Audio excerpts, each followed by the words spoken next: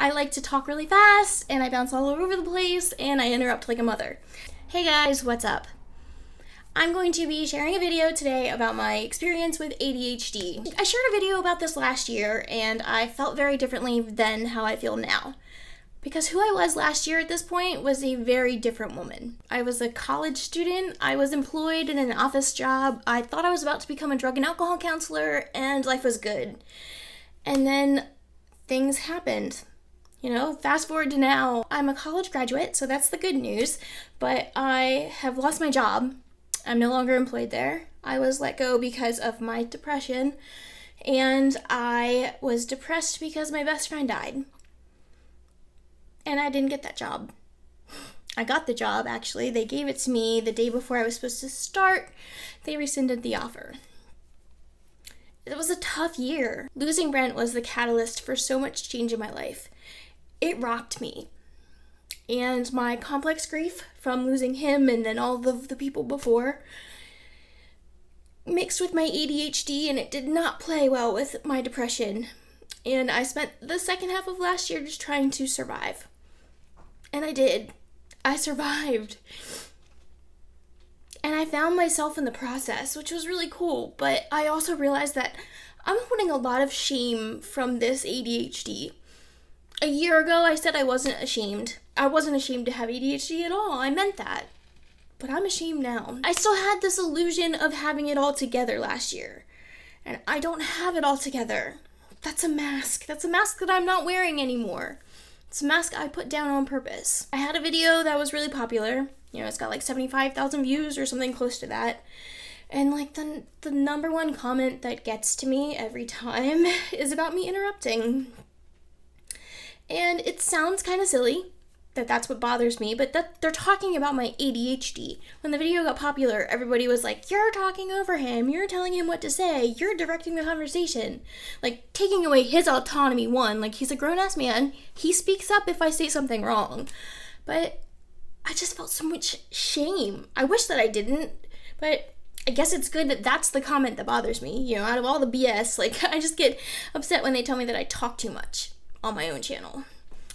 But I wanted to talk about that shame. I want to explain why it happened. So I was diagnosed at 16, but my little sister was diagnosed at 4.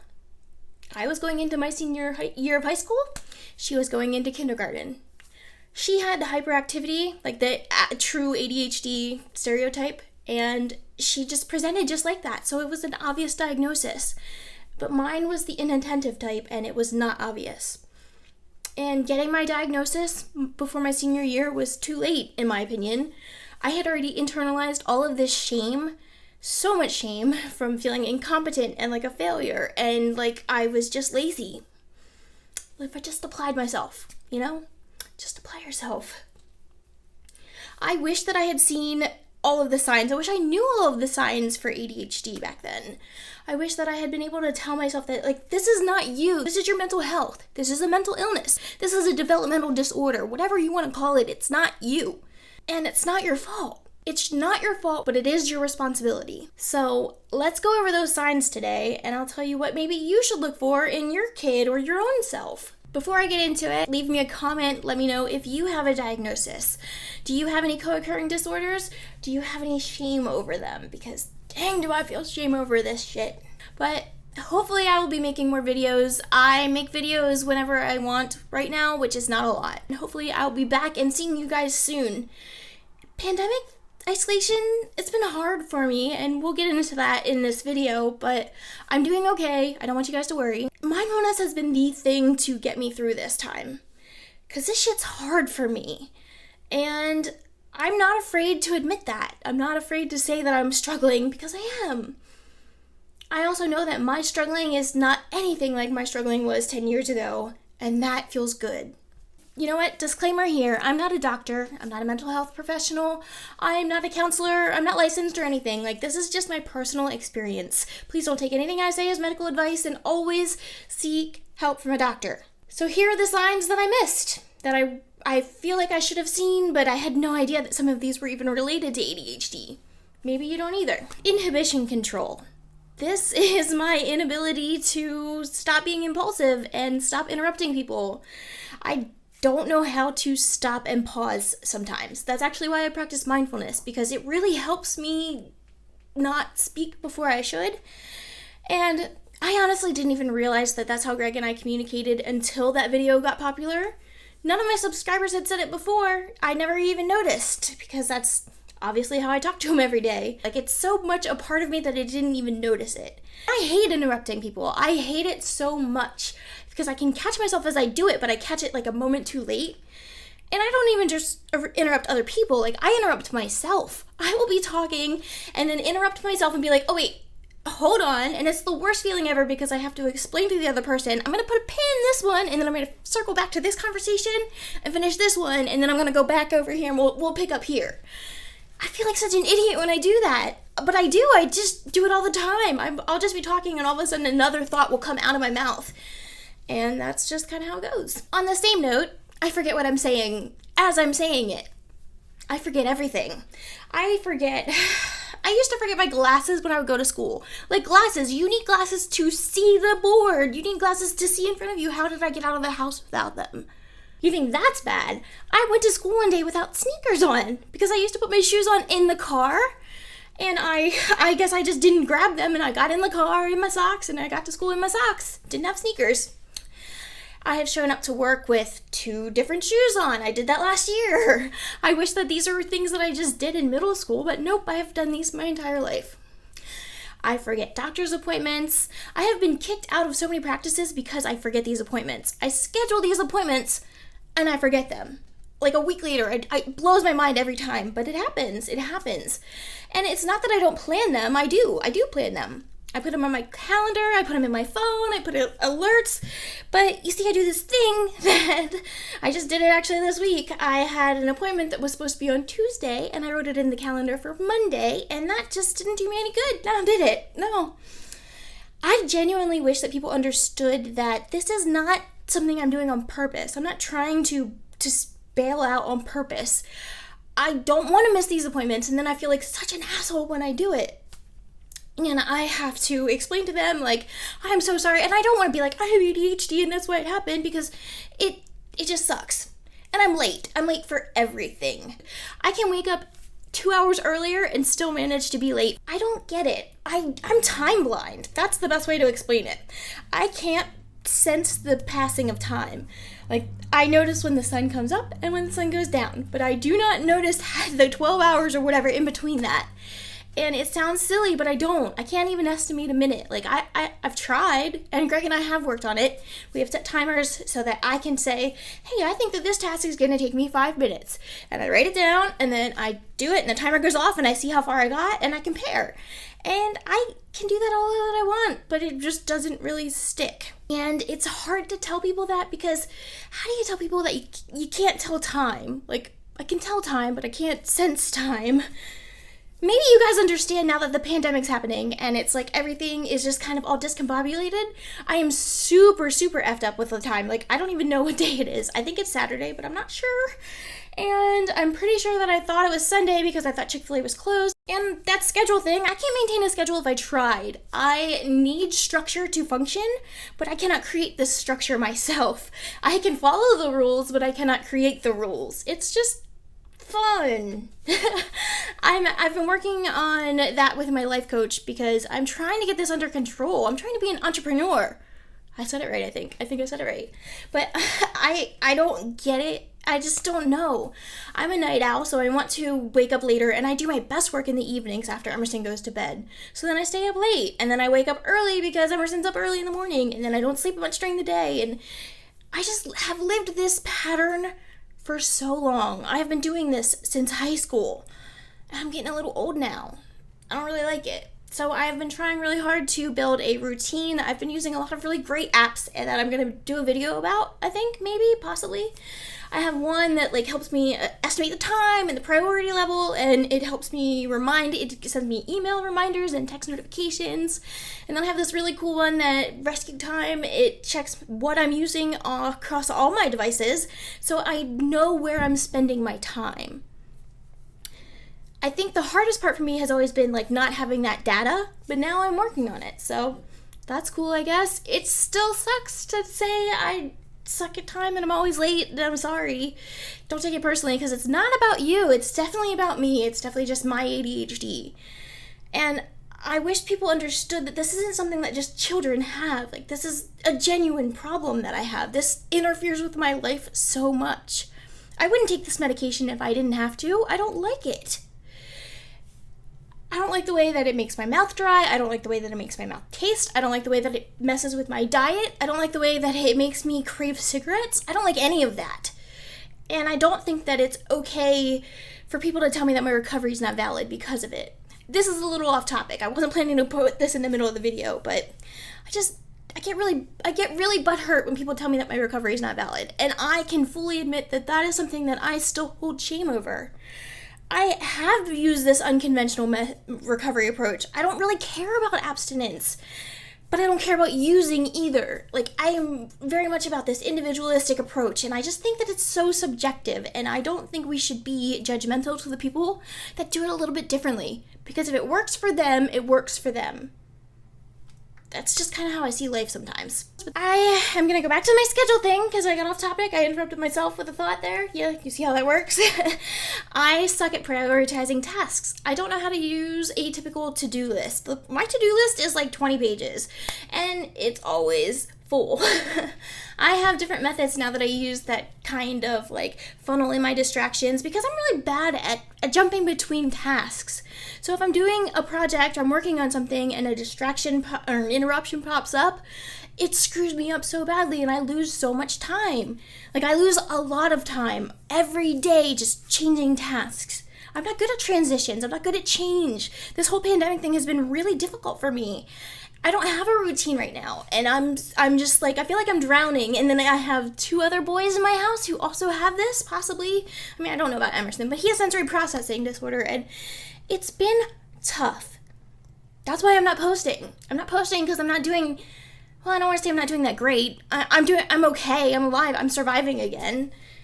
I wish I was doing more, but that's for later in life. I just want to get through this so badly. I have to remind myself that I'm grateful. There's so much I'm grateful for. I'm grateful to be here to have to get through it. That's the important part. Everything that I've mentioned so far falls under the umbrella of executive dysfunction, and that is related to your executive functions. So a neurotypical person has executive functions, which are cognitive abilities that you develop throughout life that help you manage and organize your life. And they make life easier. You don't just know these from birth. You have to learn them, and they're life skills, essentially. It's like planning and organizing and working memory, and I can't think of them right now. I always forget every time I try and name them, but I just suck at them. And these are the most trivial, simple, like easy things I should get, but I don't. I once heard this quote about ADHD that it's not that I don't know what to do, because I do. I'm very intelligent. I know a lot, and I'm proud of how much I know. I just don't know when to do it, when to execute it. Like, that, the whole when part is what gets me. That's what fucks me up, and it does. I don't know when to do it, and I need more accountability and more structure. But we're living in a time where there's no structure and no planning, and it sucks. It sucks, and I'm a hot mess. That's just kind of how it goes, I guess. Speaking of mess, you should not look at my house outside of this frame, and no, I'm not going to turn it around. I got clutter everywhere, and it's just kind of dirty, and it is what it is. The problem with ADHD is that I don't see it until I think about someone coming into my space. And it's not, like, unlivable. It's just not clean. You know, I don't think about this stuff. I struggle to just keep the sink empty for clean dishes. I try and make sure that we eat 3 meals, and I'm doing laundry. Like, that feels like a win to me. That's not just because of the pandemic. That's just kind of how I am. Another sign that I wish I would have known was related to ADHD is emotional dysregulation. That is a doozy. It's emotional instability, and it really means that I can get more emotional faster and to a higher intensity for a longer duration of time. And I have a hard time leveling back out. My default reaction for almost anything that is an overwhelming feeling, like a negative emotion or even a happy emotion, is crying. And I can't stop crying when I start. And then it makes me more angry, and then I cry even more, and it just keeps going. And that's just the cycle I'm in. I can't self-soothe. I don't know how to calm myself down. I get in these like cycles of rumination and just going crazy and my brain won't stop. When I take medication, I say that it's like it turns that third wheel off in my head, the one that's just spinning. It's a tape of like all my thoughts just racing on repeat. And when I take the medication, it stops. It's great. It doesn't really help me focus on things. I have to be diligent about what I focus on. It's not like this miracle medication that just makes my life better. I wish it did. I appreciate the fact that it lets me pause. It lets me be more mindful, more present. Lets me be less impulsive. That's really the thing that medication does. It lets you be less impulsive. And that's a big deal because so many of our choices that are like really dangerous and detrimental are made impulsively. By being able to stop and take a pause, I can assess my feelings. I can think about which feelings I want to identify with, what feelings I want to let go. And that has been a game changer. Then there is rejection sensitivity dysphoria. This is like rejection sensitivity, but it's just that you're not very comfortable with being rejected, the idea of being rejected. And I perceive rejection, I guess, in places that I'm not being rejected. And I overreact. Like my response does not fit the rejection that I saw. So, and it'll be weird things. I will think that, someone doesn't like me because they gave me a funny look. Or I wonder if people think I'm annoying because I know that I talk really fast in these videos. I see those comments about me interrupting and I'm like, everybody thinks I'm so annoying. And I go very extreme, very fast, and very black and white. And it's funny because that's not how I see everybody else. I'm able to assess the world and see the many shades of gray in your world, but in my world, it's black and white. And it's something that I'm probably always going to have to work on. I'm always going to have to be mindful of this. And that's okay. I've learned so many skills through recovery and so many skills through my life coach and so many skills through my therapist that I really feel like I'll be okay. It's just that sometimes it's going to get hard. And last year got hard. The final sign of ADHD that I didn't realize was ADHD wasn't hyperactivity. It was inattentiveness. I can't focus on anything. I get distracted easily, and distractions will set me back a whole 30 minutes just trying to change back to the task I was doing, and I can't sustain attention for very long. I try. That's why I'm using that Rescue Time app. It's actually like a Google Chrome extension and an application on your computer and an app on your phone. I do want to mention one more thing. Some of you might have heard these signs that I just said and thought, hey, that sounds a lot like BPD.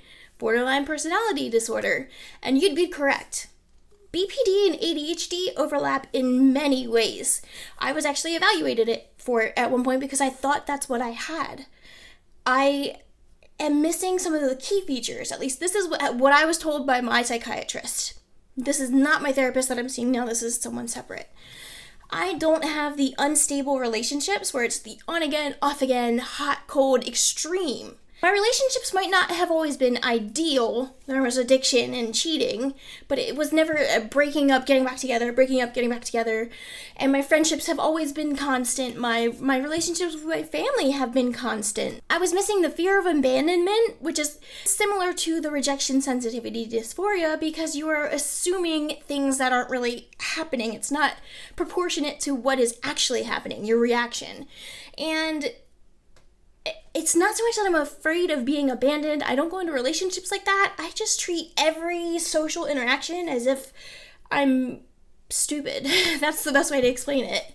And I don't like that. I hold a lot of shame and guilt over that. So then I ruminate over whatever I said. Like, oh, I said have a nice, or I said you too to the waiter when he said enjoy your meal. Like, I do stupid shit like that, and then I will dwell on that forever. I still have these memories from like middle school of saying embarrassing things in front of the popular girls, and that shit still hurts just as bad as it did in middle school, and I have tried to forget this. I've practiced mindfulness, I've meditated on it, and it's just what it is. Like, my brain circles. It circles thoughts like crazy, and I tried to hide it for a very long time because I felt like people wouldn't understand. And I've been more open to being myself, and I'm proud of it. I feel more comfortable being me. I feel like I've actually found a place where I'm happy. I feel like it shows. I wanted to share this with you because it's something I think about almost every day.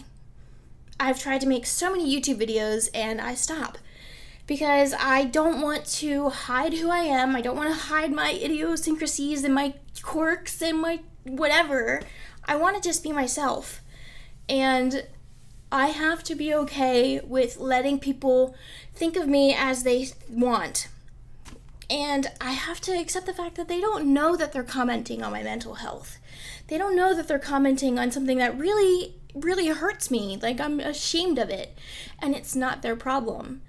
This is my problem. This shame is mine. And I have to own it. And I want to get through it. So I wanted to share it publicly, I guess. I don't know. I feel like I've been acknowledging it. You know, the whole thing I say, what you resist persists. Well, I've been resisting this. I've been trying to pretend like this isn't happening again. When I first got diagnosed, I didn't identify with it. I was like, no, that's wrong. I took the medication, it didn't work, and I said, no, I'm good. So then I went to college, and I tried the medication again, and I hated it again, and I ended up in the drug scene. So I've learned that I have to treat my mental health, and this is a part of me. I can't pretend like it's not. But I'm distracted again, so let's get back to the rest of the BPD symptoms that I didn't have. There was a chronic feeling of emptiness. I don't feel empty. I did feel depressed, and when I didn't treat my ADHD, I might have said I was empty.